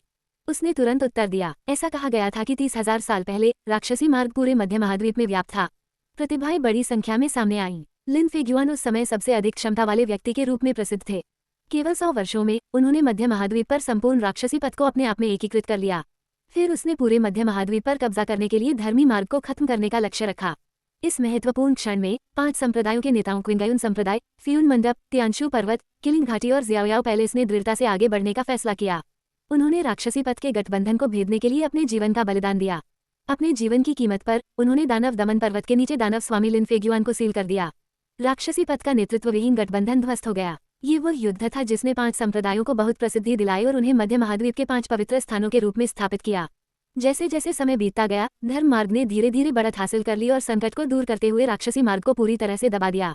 लेकिन लिन फेग्युआन की मृत्यु पूरी तरह से नहीं हुई, उसे केवल सील कर दिया गया था। इस प्रकार किंगयुन संप्रदाय और फियून मंडप के वंशज इस बात पर सहमत हुए कि भविष्य में चाहे जो भी परिवर्तन हो, वे लिन फेग्युआन को सील रखना जारी रखेंगे। इन वर्षों में भले ही लिन फेग्युआन को दबा दिया गया था और सील कर दिया गया था, लेकिन उसने दानव दमन पर्वत से भागने में कभी हार नहीं मानी थी। इसके अलावा उसकी ताकत केवल बढ़ी थी। प्रारंभ में वह हर 10,000 साल में एक बार सीलिंग शक्ति का उपभोग करता था। अब केवल 3,000 वर्ष ही हुए थे और उसने सीलिंग की शक्ति लगभग खत्म कर दी थी। ये स्पष्ट था कि यदि लिन फेग्युआन को समाप्त नहीं किया गया, तो कुछ और वर्षों में सील की प्रभावशीलता कम होती रहेगी। बहुत संभव है कि राक्षस स्वामी लिन फेग्युआन इस सील को तोड़ देगा और मध्य महाद्वीप में लौट आएगा। जब वो समय आएगा तो यह निश्चित रूप से एक खूनी तूफान लाएगा। यून रामू की कहानी सुनने के बाद ये यू थोड़ा घबरा गया। उन्होंने गहरी आवाज में कहा, अगर ऐसा है तो सीधे उसे मारने का अवसर क्यों नहीं जब्त किया जाए? यून रामू ने बताया, मैंने प्राचीन ग्रंथों में जो पढ़ा है उसके अनुसार राक्षस स्वामी लिन फेग्युआन बेहद शक्तिशाली है। उस युग में कोई भी उसे नहीं मार सकता था और अब 5 पवित्र स्थानों की सभा इस बात पर चर्चा कर रही है कि उसे कैसे नीचे ले जाया जाए। ये यू को अपने दिल में उत्साह की लहर महसूस हुई। ऐसा लग रहा था कि इस मामले का उनसे कोई लेना देना नहीं होना चाहिए। चूंकि दानव स्वामी इतना शक्तिशाली था, ये 5 पवित्र स्थानों के नेता होंगे जो अपने पूर्ववर्तियों का अनुकरण करेंगे, जो हत्या की कार्रवाई को अंजाम देंगे। खैर, बूढ़े लुओजी, आपने कड़ी मेहनत की है। ये यू ने हॉल के केंद्र में लुओजी की ओर एक देखभाल भरी नजर डाली। उसे यकीन नहीं था कि लुओजी को कुछ महसूस हुआ था। लुओजी ने अपना सिर घुमाया और ये यू की दिशा में देखा। उसकी अभिव्यक्ति तुरंत धुंधली हो गई। ये यू ने भौहें उठाईं। क्या चल रहा है? क्या इस बूढ़े व्यक्ति में दिमाग पढ़ने की क्षमता हो सकती है? यदि नहीं तो उनका मुख काला क्यों हो गया? ये यू को अचानक अपने पीछे एक गर्माहट महसूस हुई। अपना सिर घुमाकर उसने देखा कि यू रामू अनजाने में उसके काफी करीब आ गया था। ये यू ने तुरंत कुछ दूरी बनाने के लिए एक कदम आगे बढ़ाया। लुओजी की अभिव्यक्ति तीव्र गति से स्पष्ट रूप से शिथिल हो गई। सचमुच ये बूढ़ा व्यक्ति सचमुच हमेशा उन पर ध्यान देता था। इसके लिए ये यू को काफी अवाक महसूस हुआ। कुछ मामलों को माता पिता के आंकड़ों से नियंत्रित नहीं किया जाना चाहिए। इससे भी अधिक लुओजी केवल यू रामू का गुरु था। वह इतना हस्तक्षेप क्यों कर रहा था? पब फ्यूचर द्वारा विज्ञापन। उस पल में ये यू ने अचानक देखा कि मास्टर होंग लुवान उसे चिढ़ाने वाले भाव से देख रहे थे। उसने अपनी आवाज प्रसारित करते हुए पूछा, क्या हुआ? आप अभी इतने करीब थे, एक कदम आगे क्यों बढ़ाया? क्या आपको डर है कि लुओजी इसे अस्वीकार कर देगा? अगर ऐसा है तो मैं आपको प्रपोज करने में मदद कर सकता हूँ। नहीं, बिल्कुल नहीं, ये यू ने तुरंत मना कर दिया। उसने वास्तव में यू रामू के बारे में उस तरह का कोई विचार नहीं रखा था। अन्यथा ये यू को इसकी परवाह क्यों होगी कि लुओजी ने क्या सोचा? उसने बहुत पहले ही यून रामू पर दावा कर दिया होता। जैसा कि कहा जाता है, जितना अधिक तुम मेरा विरोध करोगे, मैं उतना अधिक खुश हो जाऊंगा। ये सब उस विद्रोही मानसिकता के बारे में है। बहुत उत्तेजक। भावनाएं एक रहस्यमय चीज हैं। हालांकि यू रामू क्विंगयुन संप्रदाय की एक संत हैं और एक अत्यंत दुर्लभ अर्धदानव भी। अप्रतिम सौंदर्य के साथ ये यू इस बिंदु तक उसके लिए कुछ भी महसूस नहीं करता है। इसलिए वह होंग लुवान को मैचमेकर की भूमिका निभाने की अनुमति बिल्कुल नहीं दे सकते। नहीं तो चीजें परेशानी भरी हो जाएंगी। ऐसा लगता है कि इस सभा के बाद उसे होंग लुवान के साथ थोड़ी बातचीत करनी होगी। अन्यथा यदि वह सचमुच विवाह का प्रस्ताव रखती है तो उसे क्या करना चाहिए। उस पल पवित्र भूमि के अन्य नेताओं ने भी बात की। तियानशु पर्वत के संप्रदाय नेता तांग शाओजिन ने उदासीनता से कहा, ये बहुत पहले किया जाना चाहिए था। बस सील को मजबूत करना केवल एक अस्थायी समाधान है, स्थायी समाधान नहीं। एकमात्र सच्चा समाधान उसे सीधे एक बार और हमेशा के लिए मार देना है। जियाओयाओ पैलेस के संप्रदाय नेता निंगरुयू ने भौहें चढ़ा दी। कहना जितना आसान है, करना उतना ही आसान। 30,000 साल पहले भी लिन फेग्युआन को सबसे अधिक प्रतिभाशाली माना गया था। उनकी जादुई शक्ति बेजोड़ थी। इतने वर्षों के बाद भले ही उसे दबा दिया गया हो, वह अब तक असेंशन क्षेत्र में बहुत अच्छा मास्टर हो सकता था। क्या यहाँ कोई सील तोड़ने के बाद उसे नीचे ले जाने में पूरी तरह आश्वस्त हो सकता है? फेयून मंडप की नेता चेंग यालू, एक प्रभावशाली महिला जो नाजुक दिखती थी लेकिन अटूट स्वर में बोलती थी, ने दृढ़ता से उत्तर दिया, अगर संप्रदाय के नेता निंग ऐसा कहते हैं तो क्या हम यहीं बैठे रहेंगे और कुछ नहीं करेंगे? भोले मत बनो। यदि राक्षस लिन फेग्युआन को समाप्त नहीं किया गया तो वह हमेशा एक खतरा बना रहेगा। सील को मजबूत करना महज व्यर्थ प्रयास है। अब हमें इस बारे में सोचना चाहिए कि उसे कैसे खत्म किया जाए। डर से नहीं डरना चाहिए। उसके शब्द मजबूत और दृढ़ थे। ये यूं कुछ बार उसकी ओर देखने से खुद को नहीं रोक सका और उसने एक दिलचस्प चीज देखी। क्विंग्युन संप्रदाय के संप्रदाय नेता लुओजी भी चेंग यालू को ध्यान से देख रहे थे और उनके होठों पर हल्की सी मुस्कान थी। उसकी आंखों में कोमल स्नेह भर आया। क्या उसे अपना मोह इतना स्पष्ट करना था? फिर क्राइम स्पिरिट वैली के संप्रदाय नेता गाओ जानजे धीरे से उठे और बोले, हर कोई मेरी बात क्यों नहीं सुनते? शायद मेरा सुझाव सबसे सुरक्षित विकल्प हो सकता है। लुओजी ने भौहें ऊपर उठाईं। उन्होंने तुरंत कहा, कृपया संप्रदाय नेता गाओ आगे बढ़ें। फेयून मंडप के संप्रदाय नेता चेंग यालू और जियाओयाओ पैलेस के संप्रदाय नेता निंगरुयू ने भी गाओ जानजे की ओर अपनी निगाहें घुमाईं। वे सब अच्छी तरह जानते थे, भविष्य बताने में क्राइम स्पिरिट वैली सर्वश्रेष्ठ थी। लुओजी ने उन्हें लिन फेग्युआन के आसन भागने के बारे में पहले ही चेतावनी दे दी थी। अब गाओ जानजे के आचरण में आत्मविश्वास देखकर उन्होंने मान लिया कि उसने पहले ही स्थिति को भांप लिया है और अनुकूल परिणाम प्राप्त कर लिया है। अन्यथा वह इतना शांत और संयमित नहीं दिखता। इस बीच युन रामू ने ये यू को क्राइम स्पिरिट वैली की पृष्ठभूमि के बारे में बताया। अटकल ये यू मदद नहीं कर सका लेकिन अपनी आंखें चौड़ी कर लीं। ये बहुत भव्य लग रहा था, लेकिन अटकल महज एक अनुकरण थी और इसमें अप्रत्याशित परिवर्तन हो सकते हैं। इसलिए सफलता दर इतनी अधिक नहीं हो सकती है। हालांकि उस बूढ़े व्यक्ति की आत्मविश्वासपूर्ण अभिव्यक्ति के साथ ये वास्तव में काफी प्रभावशाली था। ये यू की सतर्क निगाह के तहत गाओ जानजे धीरे से हॉल के केंद्र में चले गए और अपनी अच्छी तरह से तैयार की गई योजना को समझाने लगे। लिन फेग्युआन, एक राक्षस जिससे 30,000 साल पहले धर्मी संप्रदाय भयभीत थे, उसके पास अवश्य ही अद्वितीय प्रतिभाएं रही होंगी। यदि वह सील तोड़कर दानव दमन पर्वत से भाग जाए, उसे युद्ध में शामिल करने से संभवतः भारी क्षति होगी। उसका इंतजार करने के बजाय उसे खत्म करने के लिए कोई दूसरा तरीका अपनाना बुद्धिमानी होगी। वर्तमान में जबकि सील की शक्ति धीरे धीरे कमजोर हो रही है, यह अभी भी लिन फेग्युआन की अधिकांश ताकत को दबा देता है।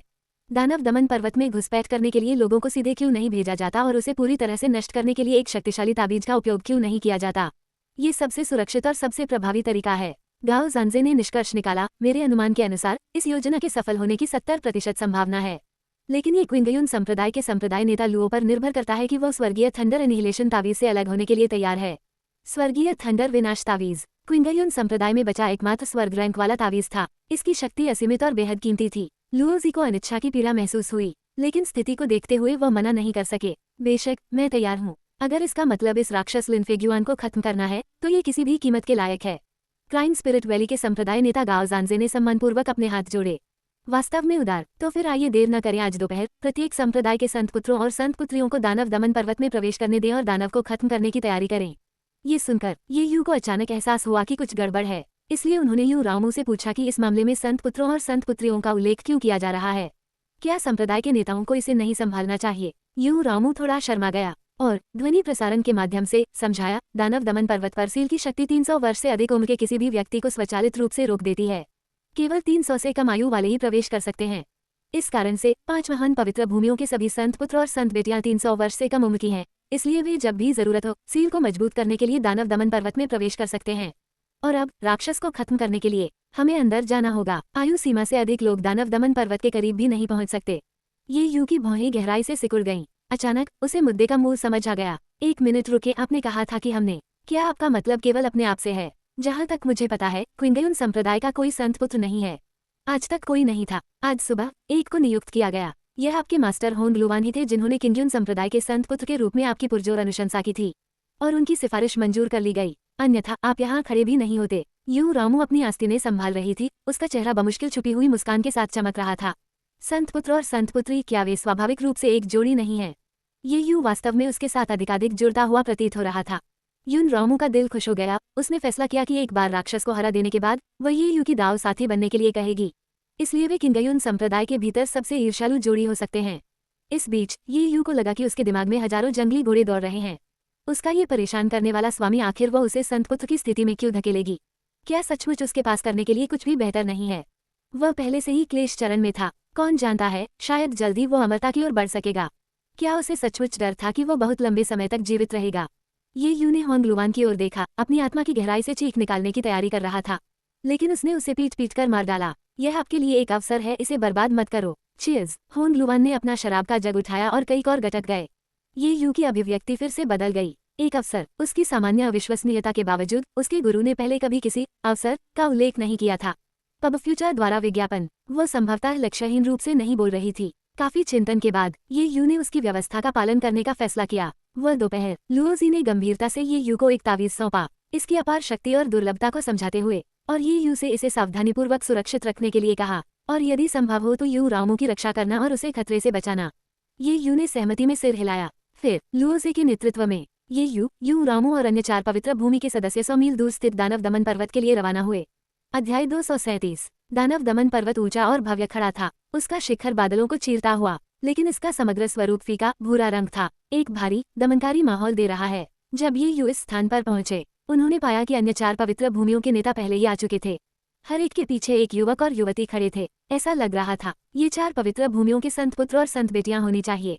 इसके अलावा दर्जनों गठन कृषक पास में एकत्र थे। एक बड़ा गठन स्थापित करने के लिए मिलकर काम करना। उनकी तकनीकों से ये निस्संदेह 8 विनाश दानव कारावास संरचना थी। ये गठन काफी शक्तिशाली था, लेकिन कई सीमाओं के साथ अत्यधिक अनुशंसित नहीं। यहाँ अपने रास्ते पर लुओजी ने ये यू को सूचित किया था कि वे दोहरी तैयारी कर रहे थे। यदि ये यू रामू और अन्य असफल हो गए, और यहाँ तक कि हेवनली थंडर एनिहिलेशन तावीज और सील की संयुक्त शक्ति भी लिन फेग्युआन को नहीं मार सकी, तो फिर उन्हें बाकी सब चीजों को नजरअंदाज कर देना चाहिए और दानव दमन पर्वत से भागने पर ध्यान केंद्रित करें। तब पवित्र भूमि के नेता युद्ध पर अधिकार कर लेंगे। राक्षस लिन फेग्युआन के साथ जीवन या मृत्यु संघर्ष में संलग्न। ऐसा लगता था कि यह 8 निर्जन दानव कारावास संरचना विशेष रूप से सबसे खराब स्थिति के लिए तैयार की गई थी। सामान्य परिस्थितियों में यदि लुओजी ने ये यू को ऐसे खतरों के बारे में बताया होता, वह निश्चित रूप से नहीं आया होगा, लेकिन उसके दिमाग में होंग लुवान के शब्द अभी भी गूंज रहे थे। यह आपके लिए एक अवसर है, इसे बर्बाद मत करो। ये यू वास्तव में उत्सुक था। दानव दमन पर्वत पर किस प्रकार के अवसर की प्रतीक्षा थी। जबकि वह विचार कर रहा था, लुओजी ने सभी को एक साथ इकट्ठा करना शुरू किया। पवित्र भूमि के नेताओं के आदेश पर ये यू सहित 5 संत पुत्र और 5 संत बेटियां एकत्रित हुईं। उन्होंने एक दूसरे को अपना परिचय दिया। तियानशु पर्वत संत पुत्र झुओ किफान, तियानशु पर्वत संत बेटी जेगलिंग, फियुन मंडप संत पुत्र लियुगे, फियुन मंडप संत बेटी युआन मिंगजिंग, रोती हुई आत्मा घाटी संत पुत्र Lu Yinqing, crime spirit valley saint daughter Du Kang, Xiaoyao palace saint बेटा क्यूई हुआन, जियाओयाओ पैलेस संत बेटी हो झिझी, क्विंग्युन संप्रदाय संत पुत्र ये यू, क्विंग्युन संप्रदाय की संत बेटी यू रामू। चूंकि वे साथ साथ लड़ने वाले थे, एक दूसरे का नाम न जानने का कोई मतलब नहीं था। हालांकि ये यू के विचार में इससे वास्तव में कोई फर्क नहीं पड़ता था कि वो उनके नाम जानता था या नहीं। आखिरकार वे किसी सामाजिक सभा में नहीं बल्कि युद्ध के मैदान में जा रहे थे। इसके अलावा यह उनकी पहली मुलाकात थी। भले ही वे एक दूसरे का नाम जानते हों, लेकिन इसकी संभावना नहीं थी कि कोई भी अपना जीवन एक दूसरे को सौंप देगा। बस एक क्षणभंगुर मुठभेड़, इसे इतनी गंभीरता से क्यों लें? ये यू ने हर किसी पर नजर डाली, थोड़ा सा भौं सिकुड़ना। हालांकि अन्य 4 संत बेटियां काफी आकर्षक थीं, यू रामू की तुलना में वे स्पष्ट रूप से एक स्तर नीचे थे। जब तक आप इसे एक साथ नहीं देखते तब तक आपको अंतर का एहसास नहीं होता। उनके बगल में यू रामू और भी खूबसूरत नजर आईं। ये यू की नजर को महसूस करते हुए यून रामू को खुशी की लहर महसूस हुई। किसी पुरुष की निगाहों को कैद करना एक महिला की सबसे बड़ी संतुष्टि है, विशेषकर तब जब वह पुरुष वह हो जिसे वह पसंद करती हो। प्रेम एक पारस्परिक खोज है। चूंकि ये यू ने उसकी ओर देखा था, उसे जवाब देना था। यू रामू ने एक कदम आगे बढ़ाया। हालांकि जैसे ही वह ये यू से बात करने वाली थी, किसी ने टोका। लुओजी ने जानबूझकर खांसा और गंभीर स्वर में कहा, चलो चलें। आपके संप्रदाय के नेताओं ने आपको जो निर्देश दिए थे उन्हें याद रखें। इसे वह सब कुछ दे दो जो तुम्हारे पास है। सभी ने तुरंत प्रतिक्रिया दी। अशुभ दानव दमन पर्वत की ओर बढ़ रहा है। उनके पीछे हटते आंकड़ों को देखकर लुओजे का मन विचारों से भर गया। अगर उसके पास कोई विकल्प होता तो वो कभी नहीं चाहेगा कि युन रामू इस तरह के खतरे में हो।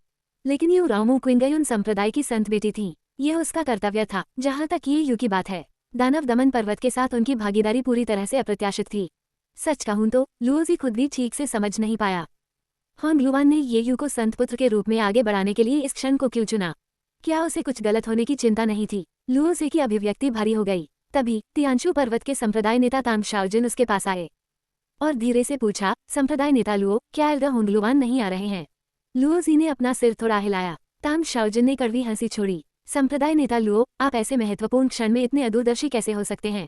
आपने एल्डर होंग लुआन को क्यों नहीं बुलाया। यदि वह यहाँ होती, भले ही दानव लिनफेग्युआन वास्तव में दानव दमन पर्वत से बाहर निकल आया हो, फिर भी हमारे पास उसे पूरी तरह से परास्त करने का एक अच्छा मौका होगा। लुओजी ने गहरी आह भरी। निसंदेह वह समझ गया कि तांग शाओजिन का आशय क्या था। होंग लुआन वास्तव में शक्तिशाली था। उसकी ताकत को अपमानजनक भी कहा जा सकता है। इस महिला ने एक बार पूरे युग को दबा दिया था, जिससे पूरे खेती जगत को समर्पण में झुकना पड़ा। यद्यपि वह हजारों वर्षों से सुप्त थी, यदि वह यहाँ होती तो हर कोई अधिक सुरक्षित महसूस करता। लेकिन मुख्य मुद्दा ये था, होंग लुआन ने केवल वही किया जो वह चाहती थी। किसी ने भी उसे ऐसा कुछ करने के लिए मजबूर करने की हिम्मत नहीं की जो वह नहीं चाहती थी। वह दानव दमन पर्वत पर सभा के बारे में जानती थी। चूंकि वह अब तक नहीं आई थी, इसलिए संभावना थी कि वो नहीं आएगी। लुओजी ने दानव दमन पर्वत को देखा। काफी देर तक सोचने के बाद अंततः उसने एक संचार पत्थर निकालने और होंग लुआन से संपर्क करने का प्रयास करने का निर्णय लिया। उन्हें लगा कि अगर युवा पीढ़ी की सुरक्षा के लिए ही सही, तो उन्हें कम से कम एक प्रयास करना चाहिए। बहन, 5 पवित्र भूमियों के संत पुत्रों और संत पुत्रियों ने दानव दमन पर्वत में प्रवेश किया है।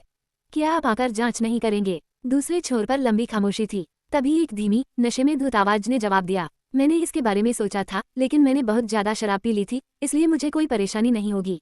वैसे भी ये यू के साथ सब ठीक होना चाहिए। ये सुनकर लुओजी की अभिव्यक्ति अजीब हो गई। दीदी, ये यू केवल कुछ वर्षों से ही खेती कर रहा है। उसकी ताकत कम है, वो संभवतः क्या हासिल कर सकता है। कमजोर। लिटिल लुओजी, ये यू की ताकत किसी भी तरह से तुमसे कम नहीं है। साथ ही हेवनली थंडर एनिहिलेशन तावीज के साथ वह इसे संभाल सकता है। आराम करो। होंग लुआन के शब्द लुओजी पर बिजली की तरह प्रहार हुआ। ये यू, जो केवल आधे साल पहले क्विंगयुन संप्रदाय का बाहरी शिष्य था, 5 फिंगर पीक पर प्रशिक्षण के लिए बस कुछ ही महीने बिताए थे, अब वो कह रही थी कि उसकी ताकत उसकी एक पवित्र भूमि के नेता की प्रतिद्वंद्वी है।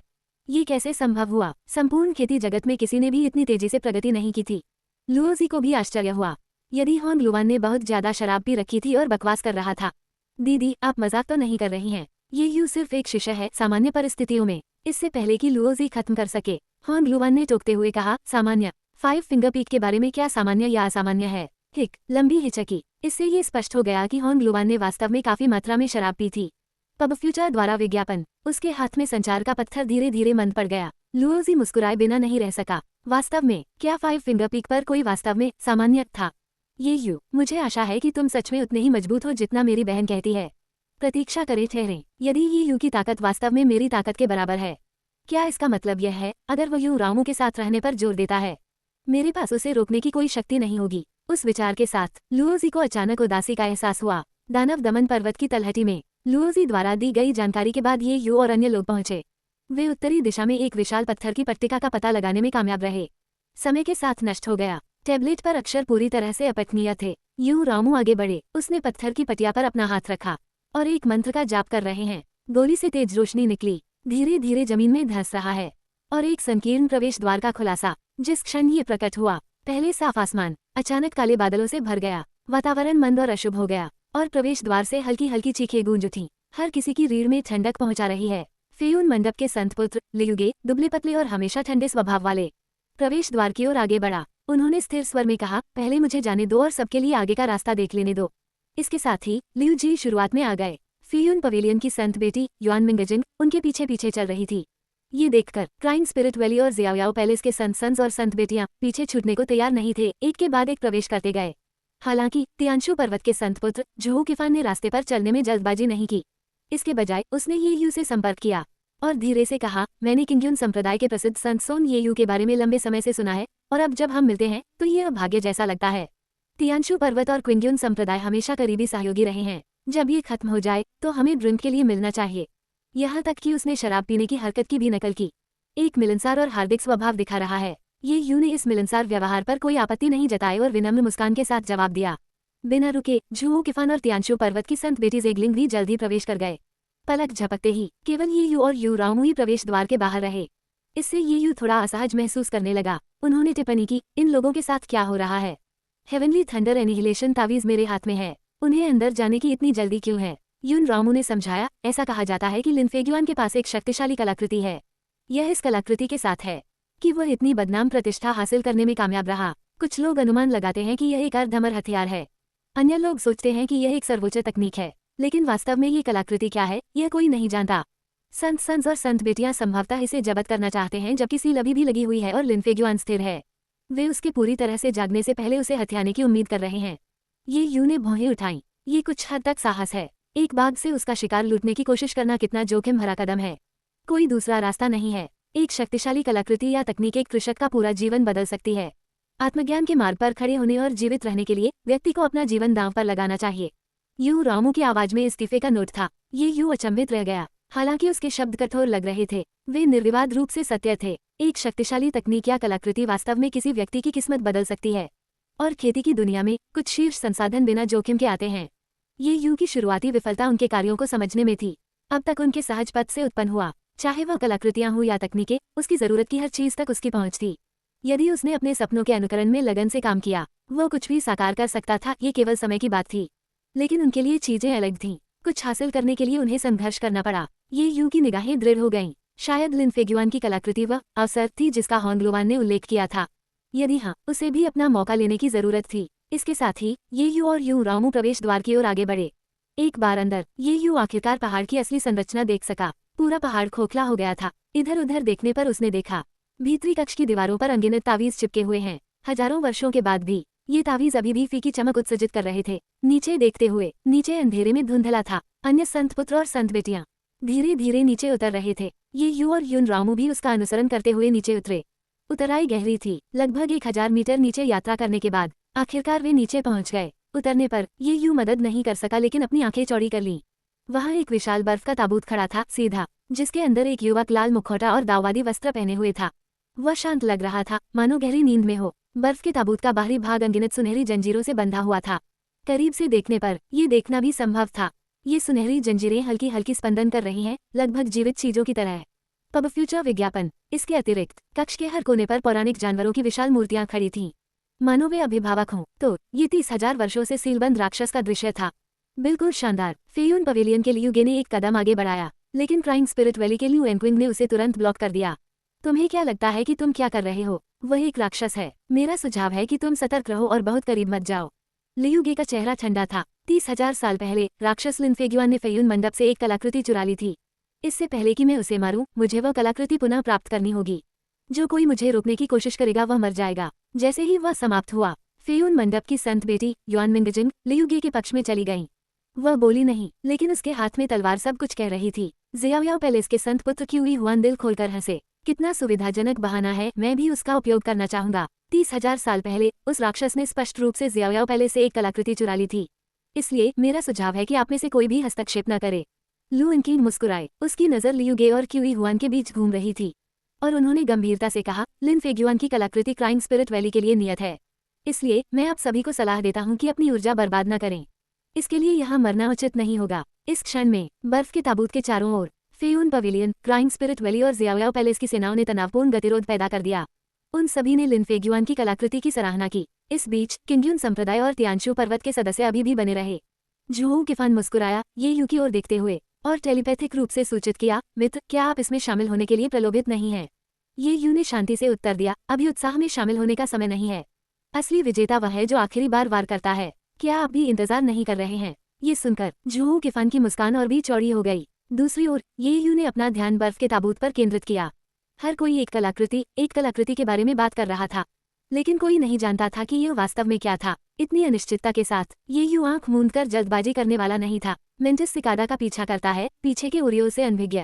ये सबसे समझदार दृष्टिकोण है। पब फ्यूचर द्वारा विज्ञापन। पब फ्यूचर विज्ञापन। क्रैक। अचानक एक धीमी आवाज ने सन्नाटे को तोड़ दिया। उपस्थित सभी लोग कुशल कृषक होने के नाते साफ सुना। उन्होंने सहजता से चारों ओर देखा। ध्वनि का स्रोत निर्धारित करने का प्रयास किया जा रहा है, लेकिन ये यू की अभिव्यक्ति बदल गई और वह एक कदम पीछे हट गया।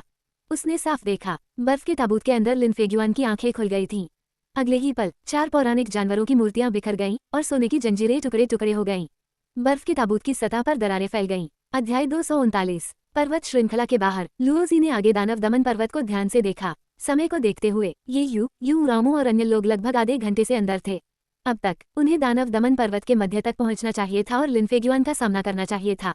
फिर भी कोई हलचल क्यों नहीं हुई? क्या कुछ गलत हो गया था? लुओजी को गहरी चिंता महसूस हुई। इसके विपरीत अन्य 4 पवित्र भूमि नेता शांत रहे। उनकी नजरों में भले ही वे संत पुत्र और संत पुत्रियां हों, तो क्या वे केवल शिष्य थे, उनके अपने बच्चे नहीं। जिस क्षण से उन्होंने दानव दमन पर्वत में प्रवेश किया, उनका भाग्य स्वर्ग पर छोड़ दिया गया। क्या वे बच गए? अपनी क्षमताओं पर निर्भर थे। हालांकि अगर वे लिनफेग्युआन की कलाकृति को पुनः प्राप्त करने में कामयाब रहे, वही एक अलग कहानी होगी। उस स्थिति में चाहे कुछ भी हो, वे उनकी सुरक्षा के लिए आगे आएंगे, भले ही इसका मतलब क्विंगयुन संप्रदाय से टकराव हो। आखिरकार लिनफेग्युआन की कलाकृतियां कौन नहीं चाहेगा। तभी राक्षस दमन पर्वत जोरों से कांपने लगा। मात्र कुछ क्षणों में पूरा पर्वत शिखर खुल गया और एक लाल बत्ती सीधे आकाश में चमकी। इसके तुरंत बाद तलवार की गूंज हजारों मील तक गूंज उठी। भयंकर तलवार की आभा गूंज उठी। दानव दमन पर्वत के आधार के चारों ओर बड़े पैमाने पर तलवार के निशान उकेरना।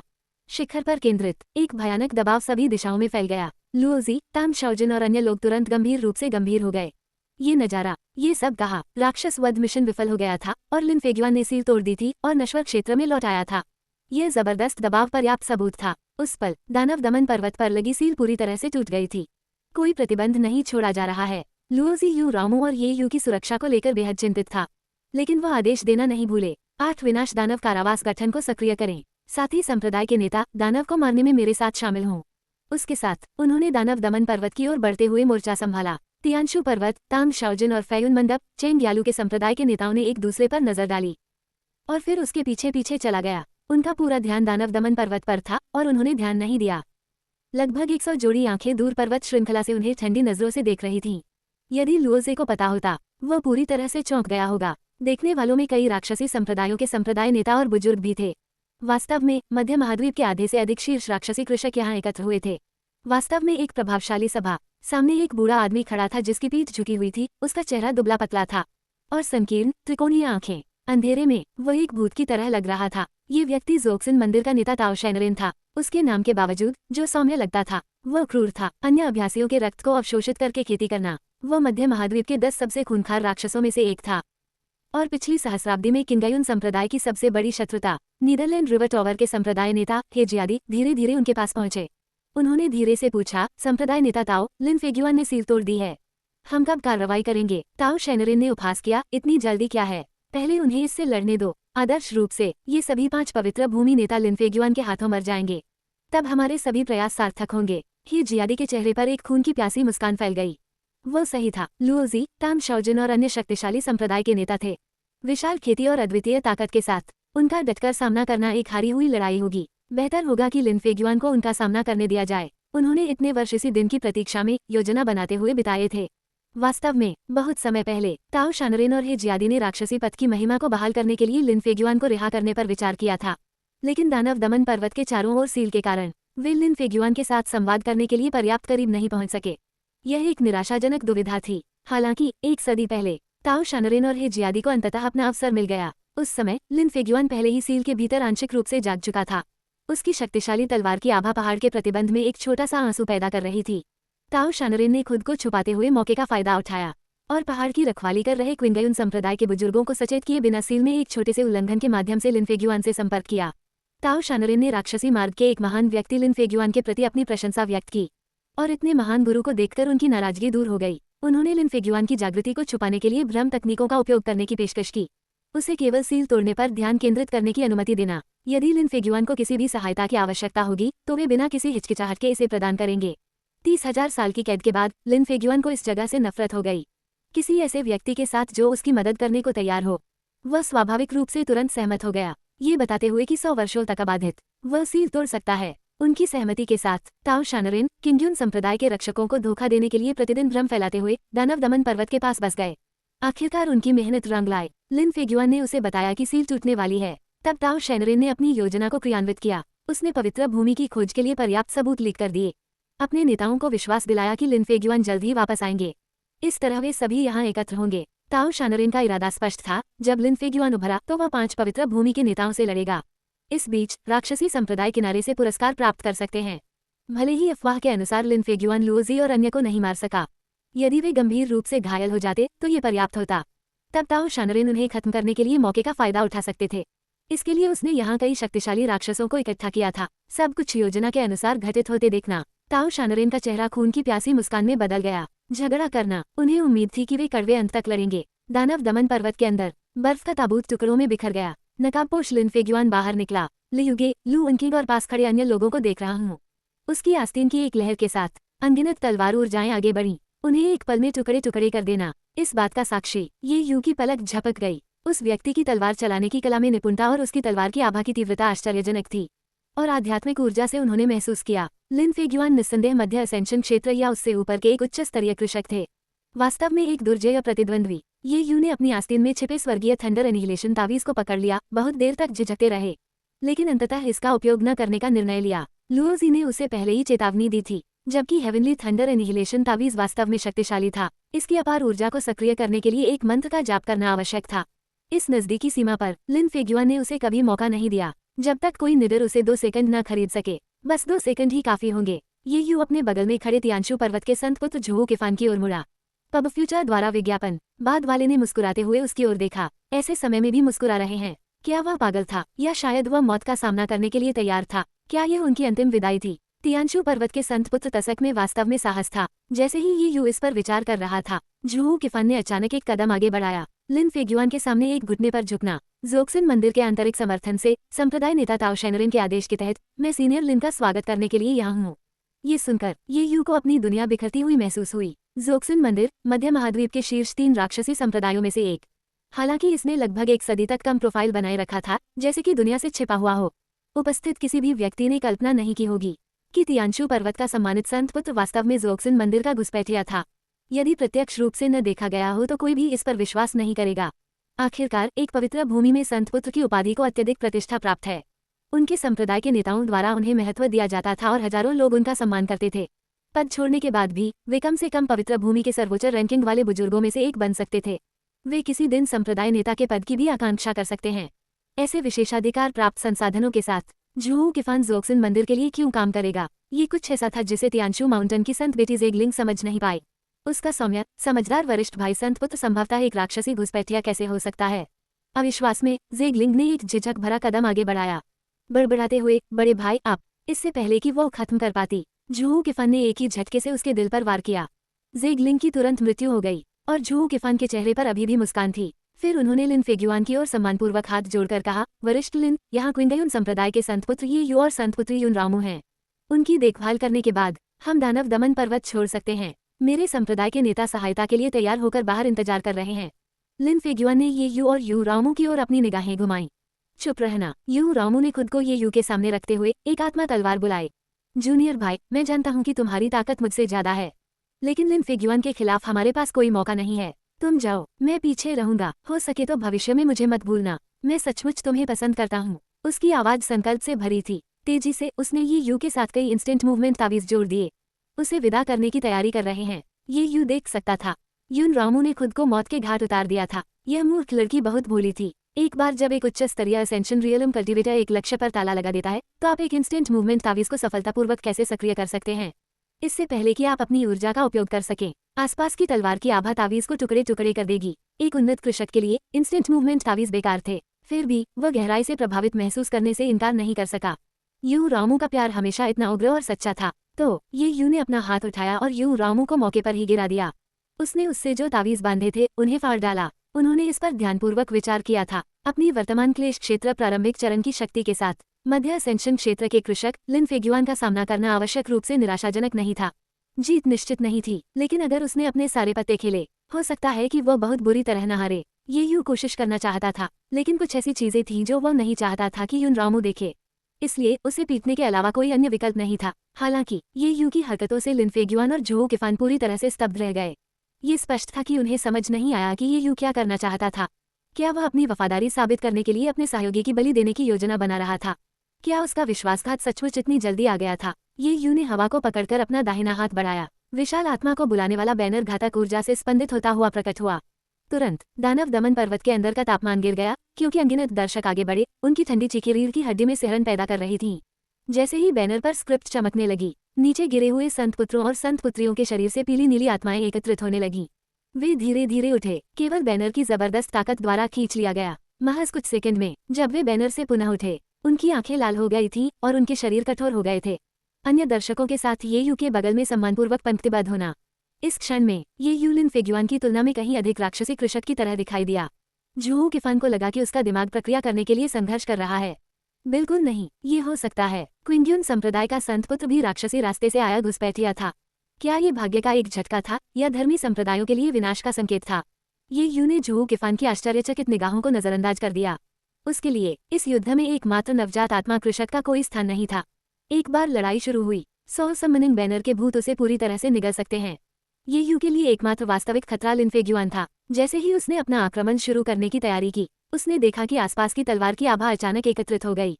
फिर नष्ट हो जाओ। क्या हो रहा था? लिन फेग्युआन ने अपने हाथ उसकी पीठ के पीछे जोड़ लिए। उसकी आवाज कर्कश फुसफुसाहट थी। ऐसा लगता है 30,000 साल बाद भी आपका ये परिवार अपना वादा नहीं भूला है। बहुत अच्छा, चलो चलें। ये सुनकर ये यू पूरी तरह से स्तब्ध था। उसका क्या मतलब था? ये परिवार, कैसा वादा? लिन फेग्युआन ने कोई और स्पष्टीकरण नहीं दिया। बिना एक शब्द बोले वो तलवार की रोशनी की एक लकीर में तब्दील हो गया और दानव दमन पर्वत से बाहर निकल गया। जूहू किफान ने थोड़ा सा भौहें सिकोड़ी। उनकी बातचीत से उसने निष्कर्ष निकाला कि ये यू भी राक्षसी रास्ते का हिस्सा था और ये परिवार के पूर्वज का लिन फेग्युआन के साथ किसी तरह का समझौता था। उनका संबंध उनके अपने संप्रदाय से कहीं अधिक गहरा लग रहा था।